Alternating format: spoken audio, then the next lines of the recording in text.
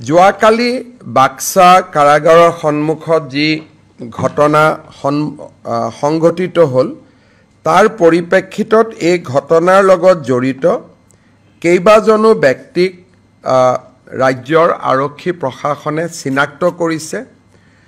ভিডিঅ'ৰ জৰিয়তে তেওঁলোকৰ আইডেন্টিফিকেশ্যনৰ প্ৰক্ৰিয়া চলি আছে। বৰ্তমানলৈকে যিসকল আইডেন্টিফাই হৈছে তেওঁলোক হৈছে নুৰুল আলম, তেওঁ মদুলিবাৰী বুলি গাঁৱৰ। দ্বিতীয়তে মহিদুল ইছলাম, তেওঁ all Bodoland minority students union, যাক সৰুকৈ আমি ABMCU বুলি কওঁ, তেওঁ ABMCUৰ কাৰ্যকৰ্তা। দ্বিতীয়তে মুস্তাফা আহমেদ, তেওঁ ABMCUৰ এজন কাৰ্যকৰ্তা। ওচৰতে জেলৰ কাষতে দীঘলটঙা বুলি এখন গাঁও আছে, সেই দীঘলটঙা গাঁৱৰ নিবাসী শিৱজন আলী। তাৰপিছত দীঘলটঙা গাঁৱৰে শহীদুল। আৰু এজন ব্যক্তিক গ্ৰেপ্তাৰ কৰা হৈছে আহেলা মিয়া, বৰ্তমান তেওঁ ডি ভোটাৰ হৈ আছে, অৰ্থাৎ তেওঁ সন্দেহযুক্ত বিদেশী। ট্ৰিব্যুনেলত তেওঁৰ কেছ চলি আছে। ৰমিজ আলী, তেওঁ গ্ৰেপ্তাৰ কৰা হৈছে। আৰু 8 নম্বৰ অভিযোগকাৰী হ'ল আছিক। আৰু 9 নম্বৰ জন হৈছে হৰে কৃষ্ণ পাঠক। হৰে কৃষ্ণ পাঠক পূৰ্বৰ আছুৰ সদস্য আছিলে, এতিয়া তেওঁ তাৰে এজন কা আন্দোলনৰ সময়ত তেওঁক আছুৰ পৰা খুব সম্ভৱ বহিষ্কাৰ কৰা হৈছিলে। হৰে কৃষ্ণ পাঠক, এই 9 গৰাকী ব্যক্তিৰ নাম পোহৰলৈ আহিছে আৰু চৰকাৰে ভিডিঅ' ফুটেজৰ জৰিয়তে আৰু এই ঘটনাৰ লগত জড়িত ব্যক্তিসকলক চিনাক্তকৰণৰ প্ৰক্ৰিয়া চলাই আছে। হয়তো অহা কালি পৰহি আৰু অভিযুক্তৰ নাম পোৱা যাব। ৰাতিপুৱা মন্ত্ৰী ৰঞ্জিত দাসক মই এইমছলৈকে পঠাইছিলোঁ। যোৱাকালিৰ ঘটনাৰ লগত 2জন লোক এইমছত, 2জন যুৱক এইমছত চিকিৎসাধীন হৈ আছিলে। তেওঁলোকক এটা সময়ত বিভিন্ন সংবাদ মাধ্যমত মৃত্যু হোৱা বুলিও কথা কোৱা হৈছিলে, কিন্তু কালিৰ ঘটনাত কাৰো মৃত্যু হোৱা নাই। 2জন ব্যক্তি এতিয়া ষ্টেবল আৰু ৰিকভাৰীৰ পথত আগবাঢ়িছে বুলি এইমছ কৰ্তৃপক্ষই মন্ত্ৰী ৰঞ্জিত দাসক অৱগত কৰিছে। মোৰ ফালৰ পৰা এইখিনিয়ে, যদি আপোনালোকে কিবা সুধিব। লাঠিচাৰ্জ আৰক্ষীয়ে প্ৰথম কৰা নাই। গোটেই ঘটনাটো এটা যদি ভিডিঅ' ক্লিপ চাই অকণমান ধাৰণাটো ভুল হ'ব। যেতিয়া গুৱাহাটীৰ পৰা গাড়ীখন গৈ আছিলে তেতিয়া তাতে পেভাৰ্ছ ব্লক আছিলে। পেভাৰ্ছ ব্লকবিলাক খুলি গাড়ীৰ ওপৰত পেভাৰ্ছ ব্লকেৰে 150মান যুৱকে আক্ৰমণ কৰিছিল। তেতিয়া তাত আমাৰ অসম আৰক্ষীৰ জোৱান এগৰাকী আঘাতপ্ৰাপ্ত হয় আৰু তেওঁ হস্পিটেলাইজ হয়। গতিকে প্ৰথম শিলাবৰ্ষণ আৰক্ষী তাত জমা নোহোৱাৰ আগতে যেতিয়া কনভয় গৈ আছে, কনভয়তে আক্ৰমণ কৰা হৈছিলে। পিছৰ যিবিলাক ভিডিঅ', সেই ভিডিঅ'বিলাক পাৰ্ট কৰি বিভিন্ন সময়ত ওলোৱা ভিডিঅ', কিন্তু প্ৰথম ভিডিঅ'টো যদি আপোনালোকে চাই তেতিয়া সাংবাদিকসকলৰ লগতো তাতে মই কথা পাতিছোঁ, যিকেইজন সাংবাদিকক মই জানো। সাংবাদিক আৰু আৰক্ষীয়ে শিলাবৰ্ষণত দলঙৰ তলতো আশ্ৰয় ল'বলগীয়া হৈছিলে। আৰু তাত নিউজ লাইভৰ সাংবাদিকগৰাকীও আছিলে, মই তেওঁৰ লগতো কথা পাতিছিলোঁ। গতিকে সকলোৱে এইটো কথা কৈছে যে চলন্ত গাড়ীত প্ৰথমতে আক্ৰমণ কৰা হয়। গতিকে ইয়াত আমি যিবিলাক ভিডিঅ' পাইছোঁ সেই ভিডিঅ'বিলাক কাট পিছৰ ভিডিঅ'। দ্বিতীয়তে আৰু এটা কথা কৈছে যে বাস্কা জেলখন খুব ভাল, তাতে বিচনাও নাই। আজি ৰূপেশ গোৱালাই আমাক কৈছে যে তাতে ইভেন বিচনাও নাই, কাৰণ জেলখন নতুন আছিলে। কোনোবাই কৈছে তাত এয়াৰ কণ্ডিশ্যন আছে, তাত ভালকৈ ইলেক্ট্ৰিচিটি কানেকশ্যনো নাই। ক'ল্ড ড্ৰিংকছখিনি খাইছিলে পুলিচৰ কনষ্টেবল কেইজনে।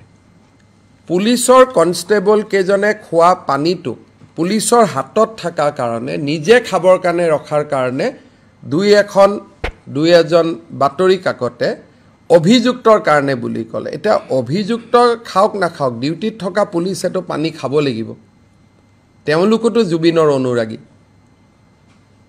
গতিকে এই আৰু জেলখনৰ ভিতৰতো আপোনালোকক কেতিয়াবা আমি লৈ যাব পাৰিম আপোনালোকে চাব পাৰিব তাত দূৰ দূৰণিলৈকে কতো এয়াৰ কণ্ডিশ্যন নাই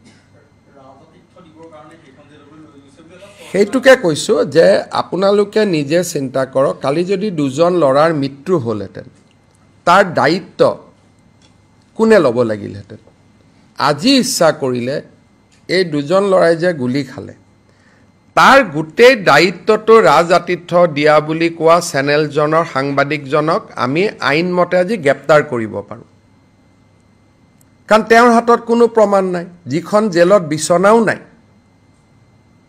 আজি ৰূপেশ গোৱালা কেবিনেটত আমি সুধিছিলো যে এই জেলত কি আছে বোলে দাদা তাততো বিছনাও নাই অকল মেট্ৰেছ আছে নিৰাপত্তা দিব লৈ যোৱা হৈছে ৰাজাতীৰ্থ নহয় দুইটাৰ মাজত পাৰ্থক্য আছে তাত ক'লে এয়াৰ কণ্ডিশ্যন আছে আজি এই দুইজন ল'ৰা যে যদি মৃত্যু হ'লহেঁতেন এই মৃত্যুৰ দায়িত্ব কোনে ল'লেহেঁতেন শীতল পানীয় বুলি কোৱা চেনেলটোৱে নহ'লে ৰাজাতীৰ্থ দিয়া বুলি কোৱা চেনেলটোৱে এতিয়া মই কাৰো ওপৰত ষ্টিক হ'ব খোজা নাই সকলোকে ধৰি লৈছোঁ জুবিন অনুৰাগী কিন্তু যদি কালিৰ ঘটনাটোৰ তদন্ত হয় তেতিয়াহ'লে প্ৰথম প্ৰভোকেশ্যনটো এটা চেনেলৰ সাংবাদিকৰ পৰা আহিব যোনে ৰাজাতীৰ্থ দিয়া বুলি ক'লে নম্বৰ 2 শীতল পানীয় খোৱা বুলি ক'লে গতিকে ক্ৰিমিনেল কেছটো এনেকুৱা হয় যে সাংবাদিকসকলৰ ফ্ৰীডম অফ স্পীচ আছে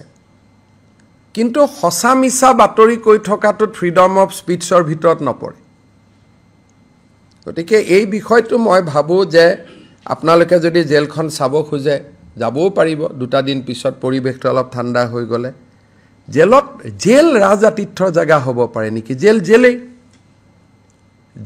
কেনেকৈ ৰাজাতীৰ্থৰ জেগা হ'ব পাৰে আমি একেখন টকা খৰচ কৰি জেলহে বনাইছোঁ আমিতো হোটেল বনোৱা নাছিলোঁ জেলত কি থাকে সৰু সৰু ৰুম থাকে এটা ৰুমৰ পৰা এটা ৰুমত আহিব নোৱাৰা ডাঙৰ ডাঙৰ ৱাল থাকে জেলত ৰাজাতীৰ্থ হ'ব পাৰে নেকি যদি আমি হোটেল এখনক জেললৈকে কনভাৰ্ট কৰিলোহেঁতেন তো ৰঞ্জন দৈমাৰীৰ ক্ষেত্ৰত আমি তেওঁক এটা গেষ্ট হাউচত ৰাখিছোঁ NDFBৰ বহুত কেইজন একিউজত চিৰাঙত এখন আমি গেষ্ট হাউচত ৰাখিছোঁ তাত ক'ব পাৰে ৰাজাতীৰ্থ বুলি আৰ্গুমেণ্টছে কিন্তু জেলতে ৰাখিলে জেলখন কেনেকৈ ৰাজাতীৰ্থ হ'ব পাৰে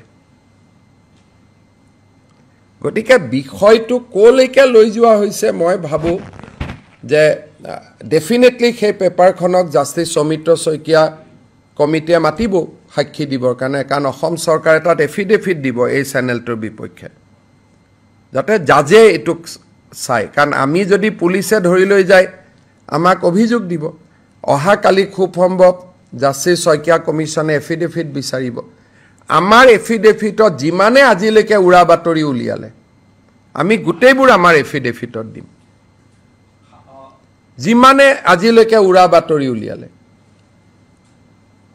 সুপ্ৰিম কোৰ্টত পিটিশ্যন যোৱাই নাই আপোনালোকে আৰম্ভ কৰিলে কেনেকৈ পিটিশ্যন যাব পাৰে পিটিশ্যনখনতে লিখা আছে ডিফেক্টিভ বুলি তাৰমানে পিটিশ্যনখন শুদ্ধ কৰি দিয়া নাছিল কাৰণে পিটিশ্যনখনৰ ওপৰতে লিখা আছে ডিফেক্টিভ পিটিশ্যন বুলি সেই পাৰ্টটো আপোনালোকে নেদেখুৱালে আৰু ডিফেক্টিভ কাৰণে আজিলৈকে সুপ্ৰিম কোৰ্টত সেইখন পিটিশ্যন নাহিলে ইয়াৰ ওপৰত মানুহ বহি গ'ল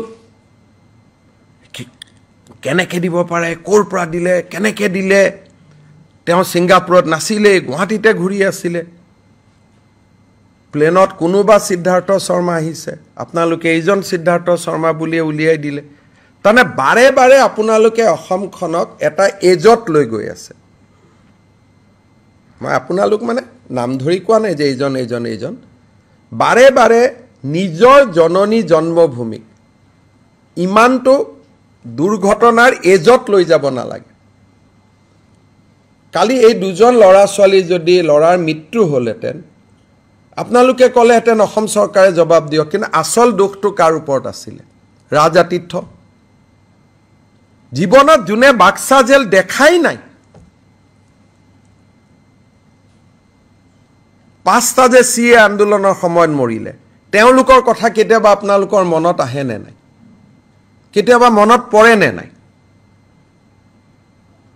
কাৰোতো মনত নপৰে মাক বাপেকৰ মনত পৰি থাকে আজি এই দুজন ল'ৰা যদি মৃত্যু হলহেঁতেন মাক বাপেকে জীৱনৰ কাৰণে দুজন সন্তানক হেৰুৱাই দিলেহেঁতেন আপোনালোকে হয়তো 2টা TRP পালেহেঁতেন